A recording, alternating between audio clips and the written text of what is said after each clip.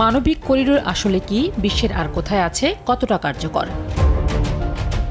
রোহিঙ্গা সংকট ঘিরে নতুন আলোচনা ও বিতর্ক সৃষ্টি হয়েছে। এর সূত্রপাত হয় সম্প্রতি মিয়ানমার সীমান্তে হিউম্যানিটেরিয়ান বা মানবিক করিডোর গড়ে তুলতে অন্তর্বর্তী সরকারের পররাষ্ট্র উপদেষ্টার মন্তব্যের মাধ্যমে, যেখানে তিনি বলেন বাংলাদেশ এ বিষয়ে একটি নীতিগত সিদ্ধান্ত নিয়েছে। আমরা একটা নতুন বাস্তবতায় আছি, সত্যিকার অর্থে আমরা একজন নতুন প্রতিবেশী মুখোমুখি। গত 2 মাসে রোহিঙ্গা সংকটকে ঘিরে ক্রমাগত নানা আলোচনা ও সমালোচনা চলমান। রোহিঙ্গা সংকটকে ঘিরে সাম্প্রতিক সময়ে প্রথম ইতিবাচক আলোচনা শুরু হয় মার্চ মাসে, যখন জাতিসংঘের মহাসচিব অ্যান্তোনিও গুতেরেস বাংলাদেশ ভ্রমণ করেন। করিডোর বিষয়ে সরকারের এমন দৃষ্টিভঙ্গি নিয়ে উদ্বেগ প্রকাশ করে ব্যাখ্যা দাবি করেছে বিএনপি ও জামায়াতে ইসলামী সহ বিভিন্ন রাজনৈতিক দল। দেশের স্বাধীনতা সার্বভৌমত্বের সঙ্গে জড়িত এমন একটি স্পর্শকাতর বিষয় সিদ্ধান্ত নেওয়ার ক্ষেত্রে অন্তর্বর্তীকালীন সরকার কিন্তু জনগণকে জানায়নি। কিন্তু প্রশ্ন উঠেছে যে মানবিক করিডোর বা হিউম্যানিটেরিয়ান প্যাসেজ বলতে আসলে কি বোঝায়, এটি কিভাবে কাজ করে, কিভাবে ও কেন কোনো দেশে এ ধরনের করিডোর প্রতিষ্ঠা করা হয়। সাম্প্রতিক সময়ে ফিলিস্তিনের গাজায় ভয়াবহ নৃশংসতায় তীব্র মানবিক সংকটে পড়া গাজার মানুষদের জন্য সহায়তা পাঠাতে মানবিক করিডোর বারবার আলোচনায় এসেছে। যদিও বাংলাদেশে এটি আলোচনায় এসেছে রাখাইনে মানবিক সহায়তা পাঠানোর প্রসঙ্গে। এর বাইরে বিশ্বের নানা দেশে সংঘাতময় এলাকায় এ ধরনের করিডোর প্রতিষ্ঠার উদ্যোগ দেখা গেছে। মানবিক করিডোর কি? বিশ্বের সংঘাতময় অঞ্চলগুলোয় যেখানে মানুষ খাদ্য ও ঔষধ সহ জীবন রক্ষাকারী সামগ্রী পায় না, কিংবা বেসামরিক নাগরিক সহ যুদ্ধে ক্ষতিগ্রস্ত মানুষদের নিরাপদ জায়গায় সরিয়ে নেওয়ার প্রয়োজন দেখা দেয়, সেখানে মানবিক করিডোরের প্রয়োজনীয়তা উপলব্ধি করে জাতিসংঘ সহ আন্তর্জাতিক সম্প্রদায়। আন্তর্জাতিক আইন ও মানবাধিকার বিষয় আইনের আওতায় যাদের সরাসরি সহযোগিতা করা যায় না, তাদের জন্যই এ ধরনের উদ্যোগ নেওয়া হয়।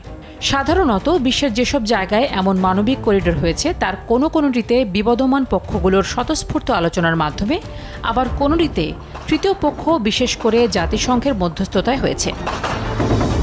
যুদ্ধবিধ্বস্ত এলাকায় মানবিক সহায়তা পাঠানোর যখন কোনো উপায় থাকে না, তখন একটি স্বীকৃত পথ বা প্যাসেজের প্রয়োজনীয়তা তৈরি হয়। তবে করিডোর মানেই যে জলভাগ বা স্থলভাগ হবে এমন নয়, বরং এটি সময় নির্ধারণ করেও হতে পারে। সংঘাতময় এলাকায় মানবিক সহায়তা পাঠানোর এমন পথ বা পদ্ধতি মানবিক করিডোর। মূলত জাতিসংঘ সাধারণ অধিবেশন রেজুলেশন 46-এর 182 এবং 58-এর 114-এ মানবিক নীতিকে অনুমোদন করা হয়েছিল। সংস্থাটি মানবিক সহায়তার ক্ষেত্রের সব কার্যক্রম গাইড করে থাকে। আর রেড ক্রস মানবিক করিডোরে যে সংজ্ঞা দিয়েছে তাতে বলা হয়েছে একটি নির্দিষ্ট ভৌগোলিক এলাকায় সশস্ত্র সংঘাতে লিপ্ত পক্ষগুলোর সমঝোতার ভিত্তিতে একটি নির্দিষ্ট সময়ের জন্য অনুমোদন করা নিরাপদ প্যাসেজ। মানবিক করিডোরের ঝুঁকি কতটা? অনেক জায়গায় নিরাপত্তা ঝুঁকি তৈরি করেছে। শান্তিরক্ষী বাহিনী মোতায়েন হয়নি এমন জায়গায় বিবদমান কোনো পক্ষ এই প্যাসেজে আক্রমণ করার নজির রয়েছে। এমনকি অনেক জায়গায় মানবিক করিডোরে হামলায় সিভিলিয়ানের মৃত্যুর ঘটনা ঘটেছে। আবার কোনো জায়গায় এমন করিডোরে থাকা সেতু উড়িয়ে দেওয়ার ঘটনাও ঘটেছে। বিশ্লেষকদের মতে অনেক ক্ষেত্রে এমন করিডোরে রাজনৈতিক ও সামরিক অপব্যবহারের ঝুঁকি থাকে। আবার অস্ত্র পাচার এবং দখল করা এলাকায় জ্বালানি চোরাচালানের জন্যও এই করিডোর ব্যবহৃত হওয়ার আশঙ্কা থাকে। এ ধরনের করিডোরের সুরক্ষা ও প্রবেশাধিকার অনেকটা সীমিত থাকে। যে এলাকায় সংঘাত হয় সেখানে নির্দিষ্ট মানবিক করিডোরে নিরাপদে পৌঁছানো ত্রাণকর্মী ও বেসামরিক নাগরিকদের জন্য অনেক সময় কঠিন হয়ে যায়। মানবিক করিডোর কি নতুন কিছু? বিশেষজ্ঞরা বলছেন এটি নতুন কিছু নয়, বরং 20 শতকের মাঝামাঝি থেকে সংঘাতময় অঞ্চলগুলোতে মানবিক করিডোরের প্রচলন শুরু হয়। ন্যায্য নিয়ন্ত্রিত এলাকাগুলো থেকে ইহুদি শিশুদের যুক্তরাজ্যে সরিয়ে নেওয়া হয়েছিল 1938-39 সালে। বসনিয়া সারায়েভোতে 1992 থেকে 95 সালে এবং 2018 সালে সিরিয়ার ঘৌতা থেকে বেসামরিক লোকজনকে সরিয়ে আনার জন্য মানবিক করিডোর প্রতিষ্ঠা করা হয়েছিল। প্রথম আর্মেনিয়া আজারবাইজান যুদ্ধের সময় 1989 সালে লাচিত করিডোর স্থাপিত হলেও সেটি 2 বছরের মধ্যেই বন্ধ করে দিয়েছিল আজারবাইজান সরকার। আবার 1993 সালে নিরাপত্তা পরিষদের এক প্রস্তাবের মাধ্যমে সেব্রেনিৎসা ছিটমহলকে নিরাপদ এলাকা হিসেবে ঘোষণা করা হয়। পরে ওই বছরেই আরেক প্রস্তাবের মাধ্যমে সারায়েভো, জেপা, গোরাজোদে, তুজলা ও বিহাজকেও এর অন্তর্ভুক্ত করে মোট 6টি মানবিক করিডোর প্রতিষ্ঠার ঘোষণা দেওয়া হয়েছিল। আবার অনেক জায়গায় এ ধরনের মানবিক করিডোর প্রতিষ্ঠার চেষ্টা ব্যর্থ হয়েছে। ইয়েমেনে চলমান যুদ্ধের মধ্যে বারবার এমন করিডোরের আহ্বান জানিয়েও সফল হয়নি জাতিসংঘ।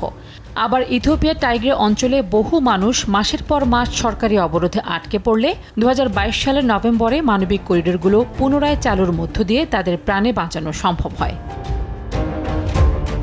বাংলাদেশে করিডোর নিয়ে যেসব শর্ত, রাখাইনে অবস্থানরত নাগরিকরা খাদ্য ও ওষুধ সংকটে ভুগছে, সে কারণে রাখাইনে মানবিক বিপর্যয় ঠেকাতে করিডোরের প্রস্তাব দিয়েছে জাতিসংঘ।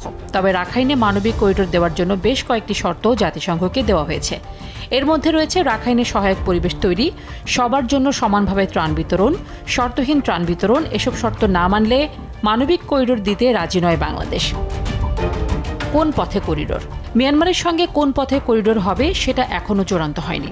স্থল ও নৌ উভয় পথেই করিডোর হতে পারে।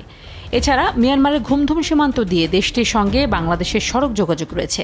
এই পথেও করিডোর দিয়ে রাখাইন রাজ্যে ত্রাণ সামগ্রী পাঠানো সম্ভব। তবে রাখাইনে কোন পথে মানবিক সহায়তা যাবে সেটা নিয়ে এখনও চূড়ান্ত কোনো আলোচনা হয়নি।